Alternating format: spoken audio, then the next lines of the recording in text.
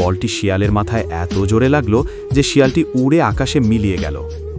Messi তার বন্ধু বাঘটিকে হারিয়ে ভীষণ কষ্ট পেল। সে শিয়ালকে উড়িয়ে দেওয়ার পর আর এক মুহূর্তও নষ্ট করল না। সে তার জাদুকরি বলটিকে দিয়ে বাঁধটি ভেঙে দিল। সাথে সাথে বাঁধের পেছনের জল হুড়মুড় করে গ্রামের দিকে ছুটে চলল।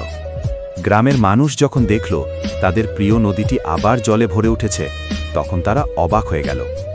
কিন্তু যখন তারা দেখল মেসি একা দাঁড়িয়ে আছে এবং তার পাশে তার প্রিয় বন্ধু বাঘটি নেই, তখন তারা বুঝতে পারল কি ঘটেছে। গ্রামের সব মানুষ মেসির কাছে ছুটে এলো। তারা মেসিকে জড়িয়ে ধরল এবং তার দুঃখে সমবেদনা জানালো।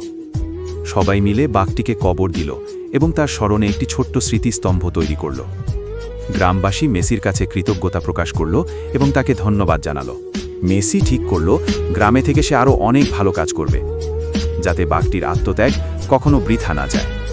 কিন্তু তারপরেও মেসি এটা ভেবে কষ্ট পেল যে তোমরা বন্ধুরা লাইক ও সাবস্ক্রাইব করছো না।